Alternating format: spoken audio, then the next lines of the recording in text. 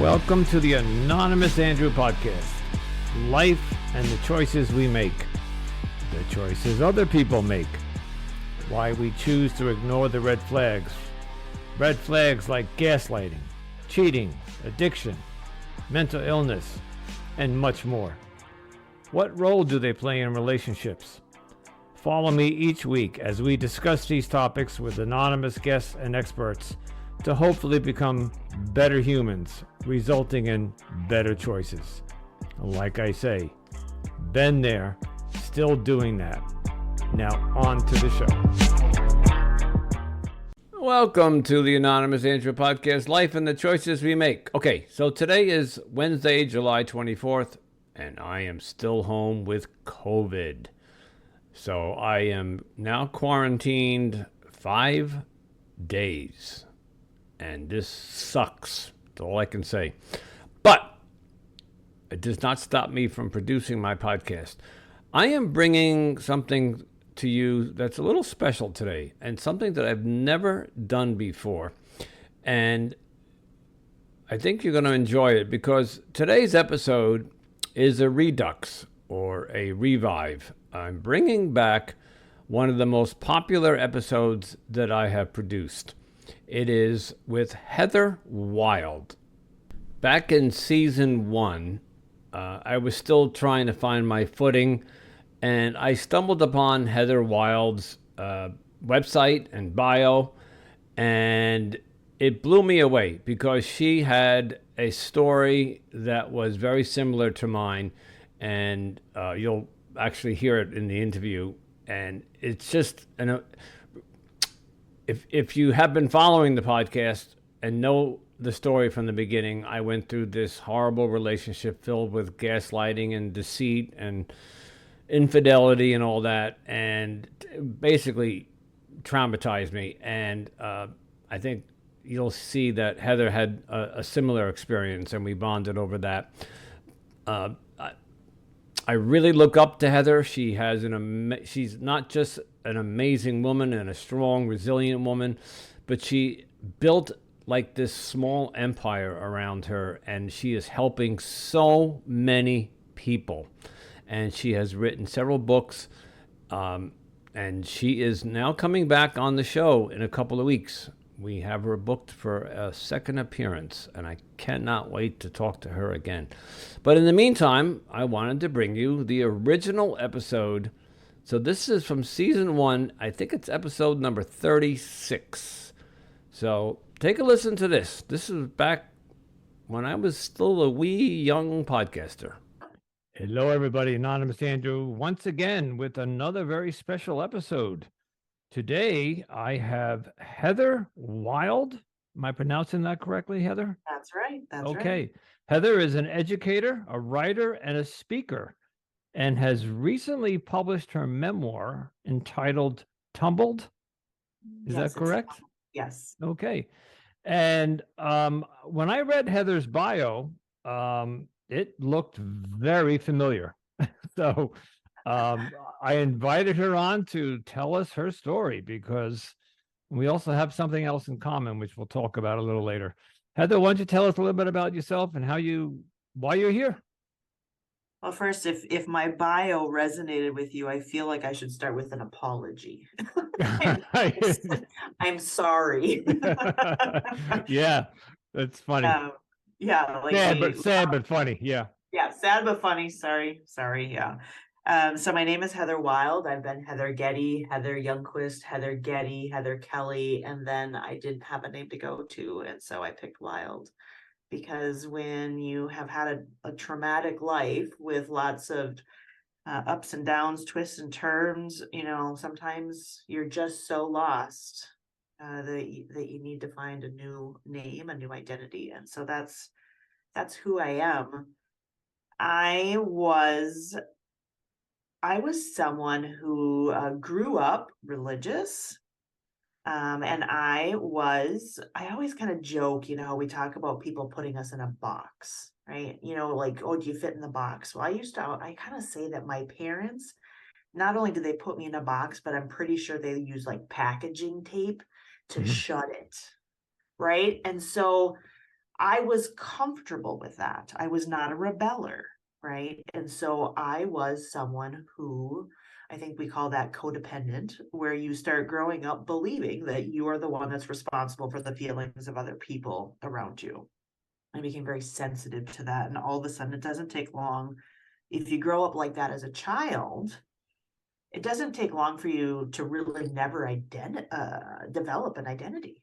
You know, Mm. if you're always more concerned about mother's feelings, or what did you do right for mom, or what did you do wrong to earn the guilt and shame lecture, and that's what fed into the relationships that I got into later in life that included some gaslighting and emotional abuse and were toxic, and it was because of this child who grew up not believing they had a voice and questioning their own thinking and feelings. And I carried that right into my first marriage. Um, and so I've had two marriages too, just like you. I've enjoyed the single life now for a few years and healed myself. Good.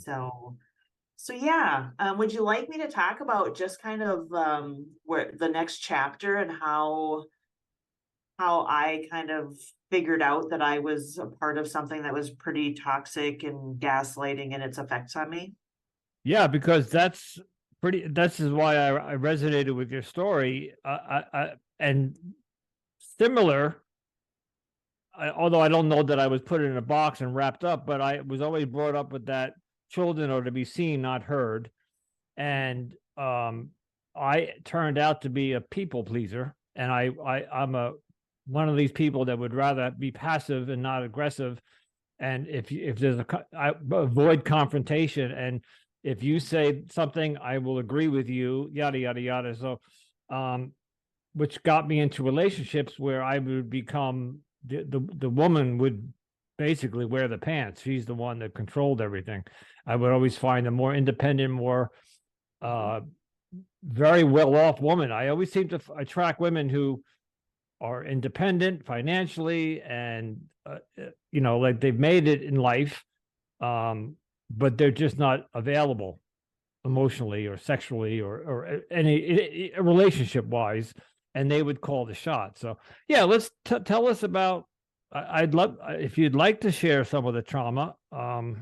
Sure. I think I definitely would like to just kind of talk about what how bad it got before I understood what it was and what I need to do to save myself, so to speak, and really how potent and powerful gaslighting can be. I mean, it's just, you know, it's a mind F. I don't want to, I mean, it's hard. And a lot of times if you're not aware of it. So I struggled. I was that kid because I really didn't feel love as a child. I kind of bounced from grass is greener, trying to find someone that would love me and, that relationship. And so I really, that's what I felt I needed. And so I did end up getting married, and I was the last one of all my friends to get married. I didn't get married till I was 25. So I had plenty of time to kind of figure life out a little bit. I got married at 25 too. Yeah. Okay. Yeah. And so like I thought, I had friends with babies already. I'm like, okay, you're doing the right things, and didn't understand the effects of my childhood. And so now I end up in this marriage, have the kids, white picket fence, but then the white picket fence is just not happening, and so I had married someone a couple years younger than me, and same thing where it's like, okay, yeah, maybe they drink a lot, but they're only 21, 22. Like, this will change. And Mm. I had not, because I grew up in the type of religious family that didn't really use a lot of alcohol. I had never seen alcoholism, but I had married an alcoholic. Mm. And had the kids, built the house, built the garage, did the things. But alcoholism, as I learned, had a tendency to worsen. And with that can come some mental health challenges and anger Mm-hmm. issues. And it was so subtle, because at the first 8 years of the marriage, I still was a people pleaser, like you're talking about. Mm. And I could keep the peace. I was selling myself short, because that's what I knew how to do. Yep. But I could keep the peace and maintain what seemed like a normal family. But being that there was another individual in the situation whose own health was deteriorating, then all of a sudden I couldn't. And the accusations got bigger, or, and the thing with gaslighting is that, gaslighting by its definition is when someone basically tries to convince you that the way you're thinking is wrong. Correct. Like, You're crazy. Yeah, you're paranoid. crazy. You're paranoid. You're Yes. crazy. It's Yes. psychological manipulation. Yeah, and it is powerful. And if you happen to be on the receiving end of gaslighting and you grew up for the first 30 years of your life believing that you were responsible for someone else's anger, happiness, or emotions, and they start shooting gaslighting at you, suggesting that, well, how can you even be mad at me right now? You're not even remembering that correctly. Or it is a slippery slope, because that at that moment, when they would start to twist things, all of my power would trickle away. It was gone, because if they were right, if they were even right this much, then I was the bad guy because I had upset them. They make you doubt yourself. I mean, in the very beginning, you are concretely sure that you saw what you saw, or you know what you know, but over the time, as they chip away at you, you become doubtful about, well, I'll speak for myself, but I think you'll resonate with it. You start to, my audience knows this. I even got to the point where she said to me, "You need to go on psychological meds." So I went to a psychiatrist, and they put me on meds because she told me that I needed to. So that's gaslighting. I went on meds too. I went on meds too, because because I was told to, but because I wasn't coping. I was so anxious. And for me, it wasn't depression. I was walking on eggshells, because I was dealing with someone who was angry, and I was to blame. And so, there were some really, really scary moments. And so my anxiety to this day, that quick, when you're that sensitive to someone's energy around you, and you know that they are half a breath away from accusing you of some really horrible stuff, my body doesn't even now necessarily know how to regulate well. And I've been out of that relationship for 11 years. Like, I still have residual, like I have a dog walking behind me here, and there's nothing worse than when that dog all of a sudden barks fast. And that is completely from gaslighting. It's from gaslighting, and it's a trigger. It's a trigger for me because I'm so edgy. And I stayed in an extremely traumatic situation of intense emotional sexual abuse and gaslighting for about 3.5 years. Yeah, similar to mine. Talking to them, thinking if I say the right things, if I can wake them up, if I can, or if I can act differently. I was, so exhausting. And, there was another part of me too, though, that knew deep, deep down, but I also didn't know how to use my own voice. And I prayed for someone to look at me and say, "Do you realize how bad it is you can leave?"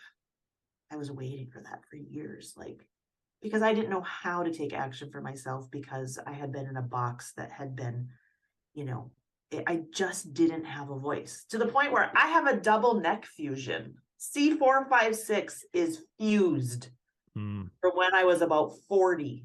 Guess what? I believe it's because my voice was so trapped from my childhood, my whole way through, and then my marriage.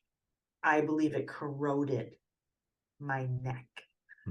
If that isn't just a whole little spiritual hill of beans for you. But yeah, and I don't know, and I've talked about this, I only mentioned it briefly in the book, but I don't know if I would have stayed if there had been physical abuse. If I had gotten hit once, I think that we as a society accept physical abuse as that like straw you can leave. And I think I was strong enough probably to do that. But let me tell you, I believe that gaslighting and emotional abuse is so detrimental. I can't say it's more detrimental because I haven't gone through physical abuse, and so I don't belittle it. But if I can sit here 11 years later, write a book about what I've gone through, still be on anxiety meds, still feel bristly if something catches me off guard, we know the effects are really long term. And this is why when I read your bio, I said, this is who I need to speak to. And this is why I started this podcast. I don't think let's just say the audience and anybody listening knows how traumatic or post-traumatic coming out of the other end of that type of relationship is. And it doesn't matter whether you're in there for 2 years or 10 years. Obviously, the longer you're in it, the more traumatic and longer healing time it will take. But when you come out of that, 7 months ago was when I walked away. My head was spinning, and I was literally lost in space. And I said, "What just happened, and how?" And so through this podcast is each week I'm learning. Like you said before, the term gaslight. It's interesting you mentioned that because I was listening to a podcast today and they used the word gaslight, and then the woman said that's the word of 2023. 2020 is like everybody's throwing that word around, and nobody really knows what it means. I did an episode on it with an expert about gaslighting. But people just throw that word around today as, oh yeah, he gaslit me. But unless you truly have gone through it, you don't really know what it means or what the effects it has on you. You see something and you know that you're looking at it, and then you tell that person and they convince you that you are not seeing that. And they literally do a great job at it. Yeah. And I think gaslighting for the most part it's gradual, and just, if someone were to all of a sudden come out and hit you, that can happen, right? And maybe their anger had been increasing, but gaslighting it's like, there's these crumbs of things that happen because it can't be all of a sudden you and I meet and I look at you and I say, hey, Andrew, the sky is green. And you look and you don't know me, or maybe you know me as a friend and you're like, no, it's not. But there's something about loving someone, being committed to someone, believing that they have your heart and best interests at mind, who comes at you suggesting that you've wronged them. Mm-hmm. Ultimately, that's what gaslighting is they're deflecting. Whether you came at them saying, hey, you hurt me because you did this, or they just come at you, period. But what they're doing is they're deflecting and muddying the waters so much so that there is no longer a case for what I'm feeling. And they do it in a backhanded way that all of a sudden now I'm on trial. Like, yeah, I'm on trial because I felt bad because you did ABC. But now all of a sudden gaslighting is spun. And so it does have to be gradual. And I think also, that's how we get so caught off guard. You're like, well, how does that happen? Well, it's gradual and you love them. And maybe some of the things they've nailed you for, and we all don't have perfect memories, or, and so there's always that smidge of doubt that you have for yourself and like your beliefs, and like, if they're angry enough, if they're truly people that are manipulating to that degree, they're not going to back down. Yeah, and it does not happen overnight. It's a slow, No. like breadcrumb, like you said. They start off slowly. It could be small things, and you don't even notice it. And I honestly, I've heard the term gaslighting, and now I know where it actually comes from. It comes from an Alfred Hitchcock movie back in the 1930s. I don't know if you, yeah. I didn't know that. Yeah, there was a movie called Gaslight, and it was all about a man and a wife, and when the wife would go to bed or lay in bed or something, he'd go up in the attic and steal her jewelry or something. But they had gas lanterns back then, or at least in where he lived. And when he went to turn the gas light on in the attic, the rest of the house would dim. So the wife would say to him, why are the lanterns dimming? And he would say, they're not. You're imagining it. Anyway, so they made a play out of it, and Alfred Hitchcock made a movie out of it. And that's where the term comes from. The exact thing that you talked about, how they twist it and throw it back at you, that you feel so bad. Because when I found out what my ex was doing, the extracurricular activities that she was engaged in, her business of selling herself, and confronted her on it, she took that and twisted it back to that I was insulting her, and I was literally put in the doghouse for weeks, where she would only come out and talk to me or see me when she wanted to, and I was, even months later, she held resentment for calling her a prostitute, and anyway, yeah, I was just, when you were telling that's exactly how they could turn it around on you, where you feel so horrible. And she even brought in a third party. She called a friend of ours, a mutual friend, and said, "You know what he just told me that I was?" And then he called me and he goes, "What are you doing? You're calling her, And so they will bring in other people to actually back them up to try to double down on it. So I'm sorry, I didn't want to cut you off. No, but no, I think what something that we haven't said is that, I mean, a true manipulative, I think that of course there's varying degrees, right? But I think for two people in particular that I've dealt with outside of a parent, in both cases, I was the one that said we need to go to therapy, and couples therapy. And in both cases, I thought I was going to therapy to get validated. Mm. They hoodwinked both therapists. I mean, and so I think it's important to say that these people that choose to control others through gaslighting, manipulation, emotional trauma are good, and I know there's bad therapists out there too. Like, I get that. But in those moments when I was sitting there and a therapist would look at me and not validate whatever I had said, and had kind of basically put a point in their court, I again was a new layer of feeling, well, am I right? Like, if this professional is not that, I mean, that's happened to me a couple times where those therapists did so much damage because it made them go a point up and they knew it. And then for me, I doubted myself even more. So he was so good. Yeah. There's the people who gaslight, there's gaslighters, and then there's professional gaslighters where they're, so he was so good that he got he gaslit the therapist. Yeah. Absolutely. And actually I had then my second husband. That's a whole nother story that, because I hadn't broken the cycle yet, but he gaslit the therapist. And actually we were with a man and a woman. I mean, perfect scenario, right? Let's go to marriage therapy with a couple that's married. Sounds great. The man got a crush on my husband at that time. And then he attacked me for all, like, you could see they had a bromance going on. And he's the one then that just destroyed me mentally.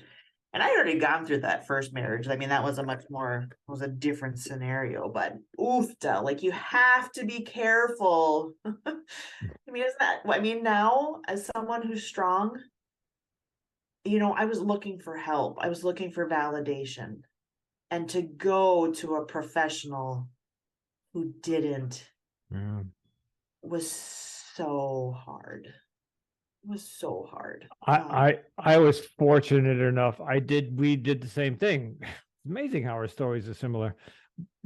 We went to my therapist, who is a psychiatric nurse practitioner, but she was not able to gaslight her, and she tried. And I watched her, and then the next session I had with her, she said, "Do you realize that she's borderline personality and a narcissist, and she needs trauma therapy?" And we got her into therapy, but I think she couldn't gaslight the therapist. So we got her into her own therapy, and she only stayed for 2 months because I think she couldn't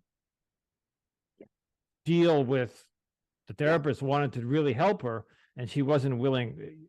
if they don't want help, they're not gonna. No. Same as an alcoholic. Yeah. Oh well, and I know that very well. So, Yeah, right. You have to want it. Yeah, you're Yeah. right. It has to be deep and embedded in you. And I think people with these borderline personality disorders and dysfunction in relationships, I don't know that they can see it. no, I don't know, I really think so. Then all of a sudden they're going to a therapist, and the therapist maybe resembles some of the same things that we had said as a partner. Yeah. Of course they're going to resist. Yeah. And if they're on the and I learned this recently. I thought a narcissist was a narcissist. Apparently, there's a narcissism spectrum, and we're all on it. All of us are narcissists, but you and I are down here, and the other end of the spectrum is here.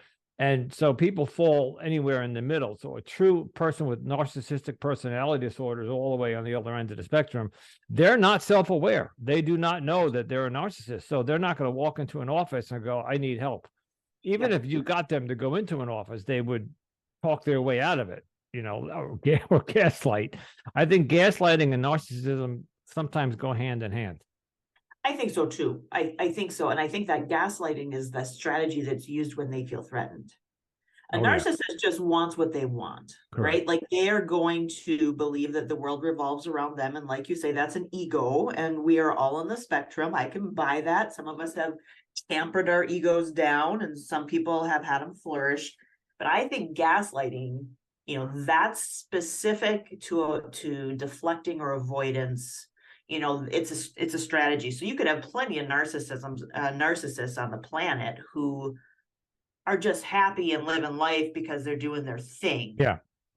And so but I think gaslighting, you're right. I think I would bet that the statistics say that narcissists, that, there's a strong correlation between the two. Yeah. A good gaslighter will probably be also high on the narcissism spectrum. Not all of them, but a good portion of them. So tell me about you mentioned a second marriage, and that's over. Yeah, you said you're single. Yeah. So sorry, I didn't mean to laugh like that. Yes, I'll preach it all the way through. Like we said before we got on tape, like my dysfunctional relationships, when I looked back and when I want to point fingers, I was the common denominator. And when I left my marriage of 13 years that had definitely turned abusive and I was a wreck, I had other things going wrong in my life because that's how life works. And I didn't have much of a support system, and I was drowning. I mean, I was drowning. And I thought that just getting away from my abuser was the golden ticket. I didn't realize,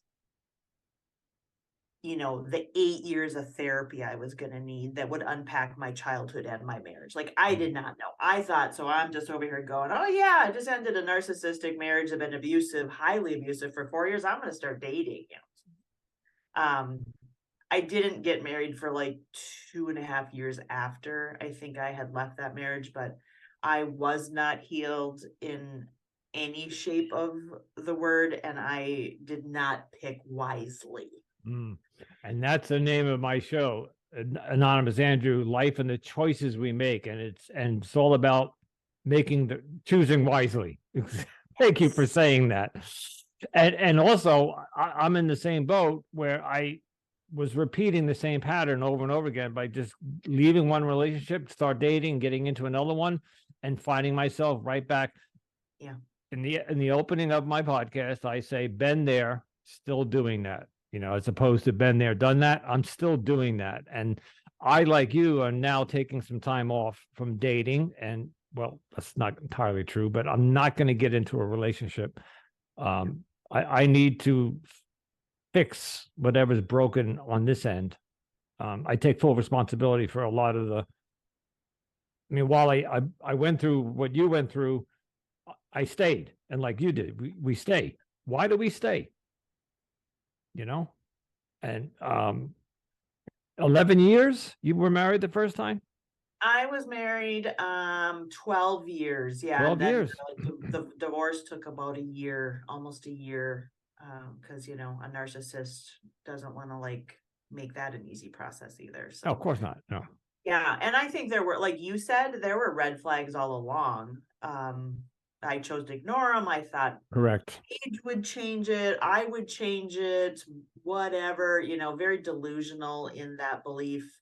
And it took me a long, long time to understand the only person in any scenario I can control is myself. And that really released a lot of anything. Like I can look at people that, you know, and just believe, okay, they're being their best selves. Like this is who they are. I get to Yeah. choose how much they're in my life or not. So I've done extensive healing and working in who am I, and Good. healing your child was a big part of it.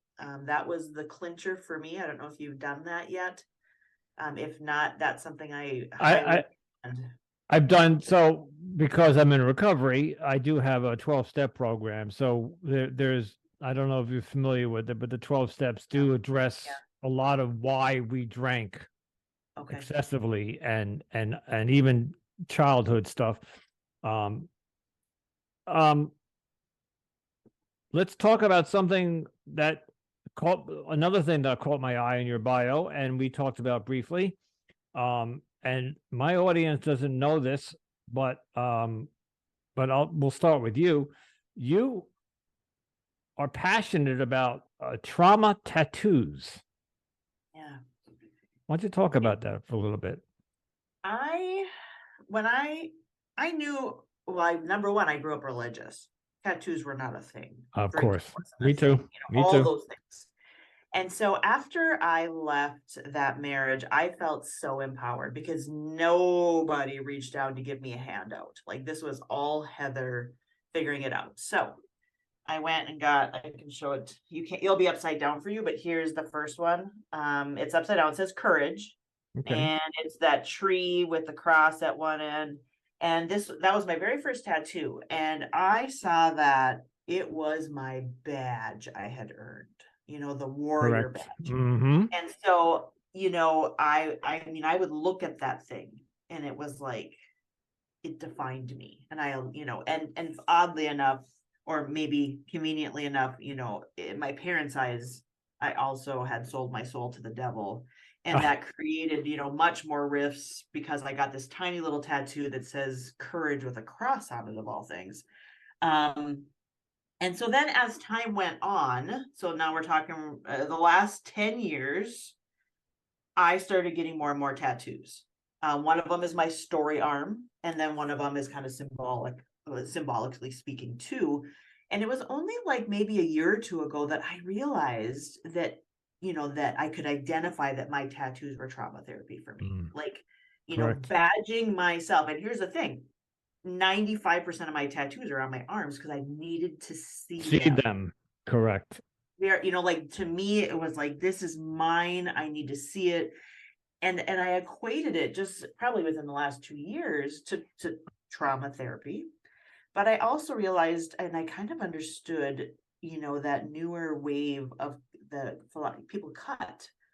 I mean, I didn't hear cutting when I was a kid. I don't know if it was around back then or not, but we do know about it now. And kids that feel this sort of relief, and this is what they need to do to suggest their trauma. And I all of a sudden realized, like, you know, the tattoos hurt. They do. You know, and they, you know, and they're forever. And you think of like people that have chosen cutting as their outlet, it also doesn't feel good. And it leaves scars. And it leaves scars. And so you know, and oftentimes it's on the arms. And Mm-hmm. so I just really put it all together and understood that, you know, I'm happy that mine is a little bit, you know, more artistic than a cutter's, but agree. I get it. Like I get it. And it was my journey, and I love it. And I wouldn't change it for anything. I wouldn't change it for anything. I too brought up religious, a very Catholic family, and when I got my first tattoo at 30 something, it was a parrot on my back, and I hid it from and as a 35-year-old, I'm hiding it from my parents, you know, because just like you, I would be outcast. And then I got a couple of more, but I kept them, like unlike you at the time. where I could put a shirt on and you wouldn't see them. So I went over to mom and dad's house. I was like 40 years old. I'm hiding tattoos from my parents. It wasn't until I got into recovery the second time around in 2015 that, like you, I felt the tattoos I had the same feeling. The needle, the tattoos hurt. So as you see, and the audience, and I don't think that's what I say. I don't think the audience knows. I have 2 sleeves. And like you, one arm tells one story. It tells the story of my past, my demonic past, and the right arm is my spiritual going forward path. It's amazing, and that's the other thing that caught my eye with you was that you express your life trauma and your hope and journey through body art, and that's beautiful. I think that's beautiful. You know what, as someone who is recovering, you may or may not appreciate this. This might give you a laugh, but that little tattoo I showed you, which is maybe about 3.5 inches long, that says courage with the cross and the tree, my very first. My parents, they were falling out of my life at the same time that I was making choices to get out of this toxic, gaslit, abusive marriage. And they were like, "Are you on drugs?" Yeah. But no, I saw them about a few months later, and we were on our outs. We were on the outs, and they looked at me and said, "We wish you were on drugs so we could fix you." Yeah. Wow. Oh God. Because of my 3.5-inch tattoo with a cross, my parents said they wished I was on drugs so they could fix me. And I had just left my abusive marriage and was still just a head case. And so, I think some of my tattoos also are my way of being sovereign. Because if my parents were willing to say that to me for getting out of something abusive. A little rebellious too. Yeah, I don't see them anymore, so they're not seeing what I'm doing, so it's for me. I would never suggest otherwise, but maybe at the beginning, sure, I'll buy that for $1. My only regret about the tattoos, and like you, I would do it over again, is that once you become covered in them, there's a stigma attached to them. For men, let me rephrase that. For men, when they see a man with sleeve tattoos or covered in tattoos, they're considered bad boy, and or maybe a drug addict or a biker, or and I'm anything. Well, the drug addict in recovery, yes, but and so getting dates is hard, or women will swipe right past you, and because nope, and because there's a stigma even today. I mean, I could understand 20 years ago that mentality, but today I think you see more tattoos on everybody. Everybody's got 1 or 2 somewhere, one on their maybe on their neck or on their wrist.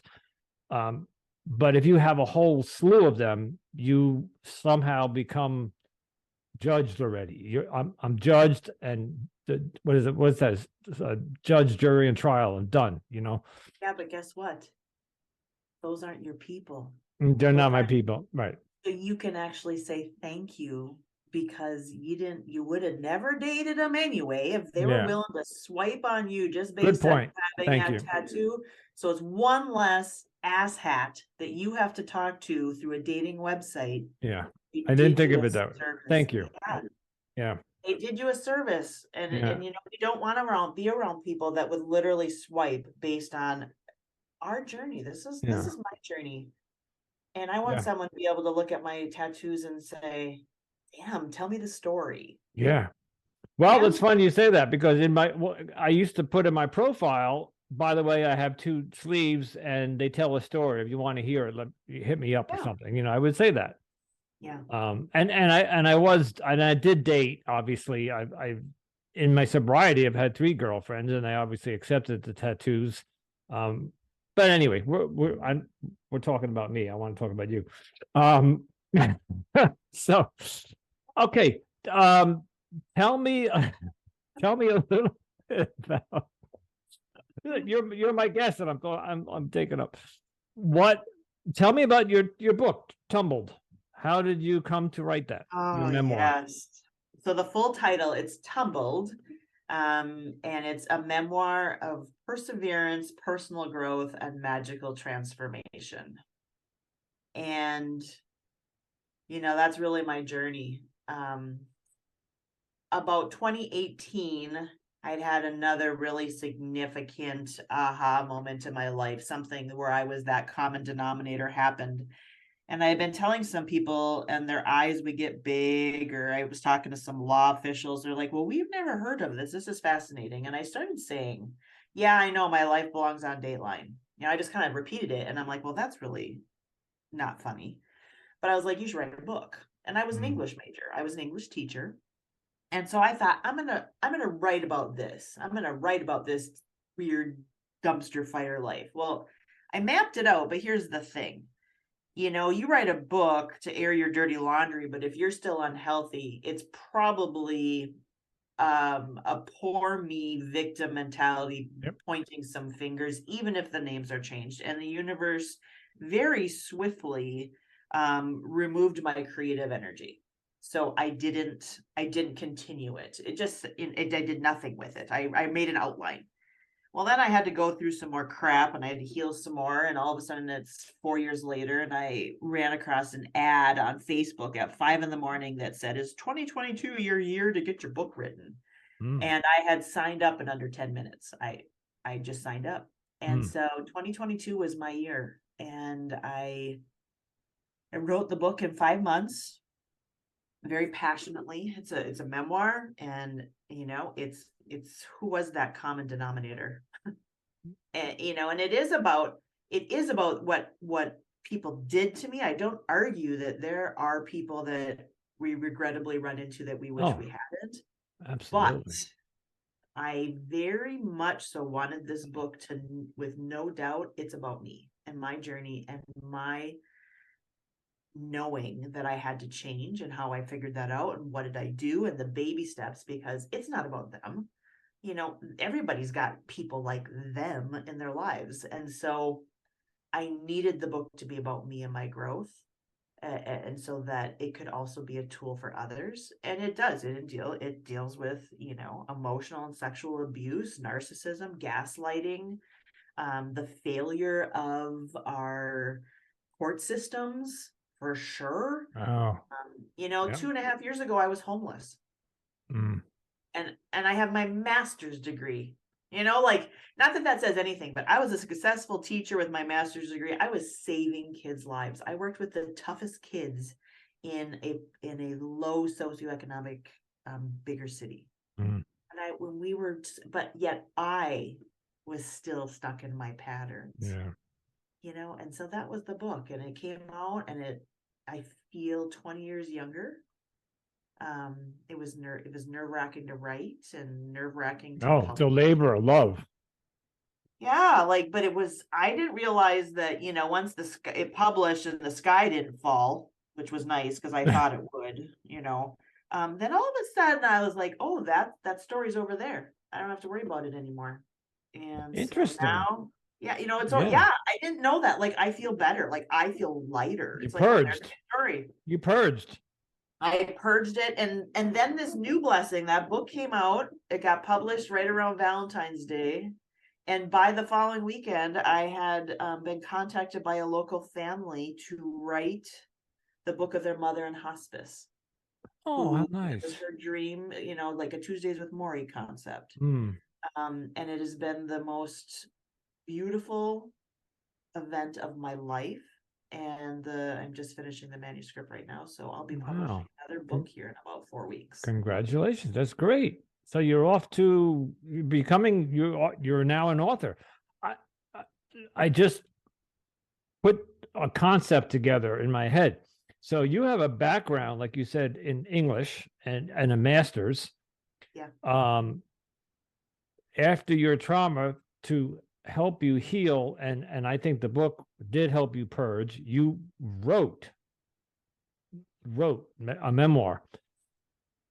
While I have a master's, not a master's, I have a bachelor's in communication arts, and I also a minor in not just psychology, but when you take a communication arts major, you got to study English as well. And I wanted to be a radio DJ, and I was a radio DJ in high school and college, and even after I worked for a local station. That's another whole story. But that's funny.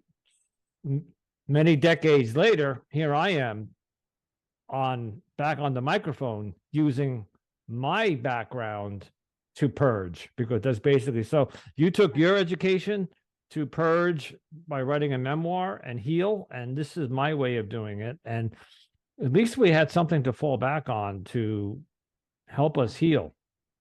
Yeah. And that's, now I'm paying it forward. I help people write their memoirs. And that's great. You know, because it is a phenomenal way to heal. Don't be surprised you get a phone call from me one day. I am waiting for it. Okay. Absolutely. You know what? And with your voice talent, see, what you can do is we'll just get on this mic and you tell me your stories. You write We'll tape them, and then I'll write them all out something beautiful. I got think you. about that. Yeah. So yeah. And here's the good part is that we are able to talk about this, laugh about it, but still get the message out there, because I bet you were where I was when you come out of the other end of that relationship, whatever one it was. You're just a shell of a person. You're empty, you're void, your self-respect is at an all-time low, you have no self-love, you're shameful. People, you think people around you think you're a loser. And I mean, I'm speaking for myself. But pushing or persevering for months and years, we finally come to a point where we can openly talk about it and share it with each other, and you write it down and I'm talking about it. And one of the things that I heard, and I always remembered, after a breakup, when let's say they break your heart, they say nobody ever died from a broken heart. You know, we didn't die, you know, but you almost wish you were dead, but we survived. We made it through that, you know, and that's a testament to you and your courage and your education and your soul. Just thank you. Heather, is there anything you'd like to leave us? Let's say that there's somebody listening who might be in an abusive, toxic relationship, that they just found out what gaslighting is about and they don't know what to do. What would you offer advice? I think number one, just get yourself educated. If you don't feel good about something that's happening in your relationship and you don't know if it's gaslighting or not, you know, talk to someone so that you can get another perspective. Because when your head starts swimming like that, I found going online on Pinterest, finding quotes that talked about gaslighting, and I could just resonate. I'd start saving these things. That was my very easy button. But quite honestly, usually gaslighting, if it's been going on, it really does take some professional help. You know, and people are welcome to reach out to me. I do work with trauma processing. Because I think that that's some of the best people that can help others. Peer to peer. Yep. Peer to peer, you know, having this conversation with you has meant so much to me, because when you are being gaslit, you are not being validated. Yeah. And so nobody understands it, but the person who's been through it. They couldn't. And so to talk to someone else, like, I know what you've gone through, and it's freaking hell. And it's awful that this isn't some sort of a crime. When you come out the other side, there is, you know, and not that the court systems would, support it anyway, because they don't. No. But it's hard, and so so for anyone that's gone through it. Yeah, the court system, they don't even hold up restraining orders. Restraining orders have become useless these days. You can put one, you can get one, but if they break it and you call the police, nothing happens. In most cases, unless there's a beating or physical harm or murder, God forbid. But you're right, the court systems, I don't think they'll ever be. And plus, how do you prove it? You can't prove it unless you had something, a recording or something. But It's a You know what? shame. All you can do is get healthier yourself. That's That's all you it. can do. Baby steps to health. That's all you can do. You align with the people that make you feel good and make you feel loved and make you feel seen and supported, and that's where you focus.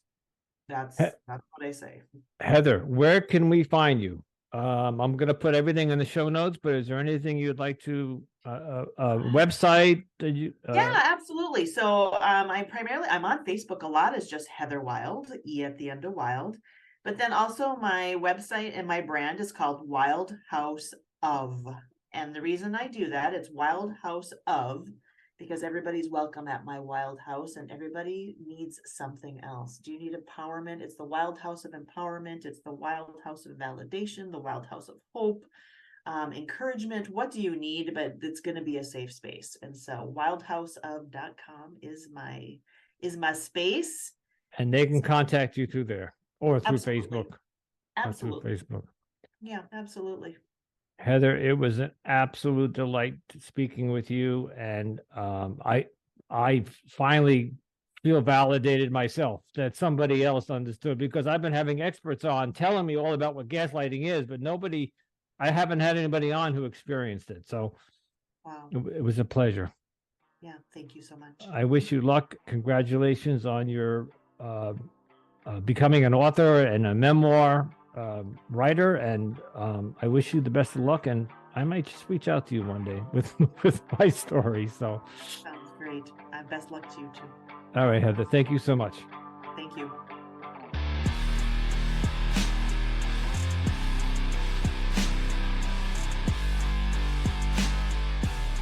There you have it.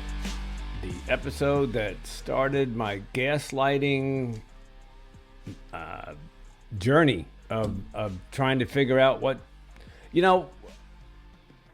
I had heard the term gaslighting a long time ago, like, especially like it was one of those terms that we threw around, like narcissism and all these terms, and you never stop to think about it. But when it happens to you, when it affects your life, and all of a sudden the term gaslighting became like, ugh. It's like I had to figure out what it was, and I made this podcast all about that in season 1, and Heather came on and we talked about gaslighting, and I want to thank her very much. And stay tuned, she's coming back. So I will be promoting that and letting you know when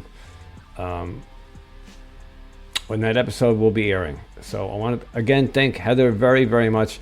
She took this episode and blew it up, and it became the most popular episode that I produced in the last 12 months, I think it was. I have to check the numbers, but Heather, thank you so much for that, and we'll talk to you soon. And guys, remember, take a few minutes if you can to go down and rate the show on Apple or Spotify. Just give me 5 stars if you think I deserve that, right? And if you are committing into a relationship, I urge you, please, are you missing any red flags?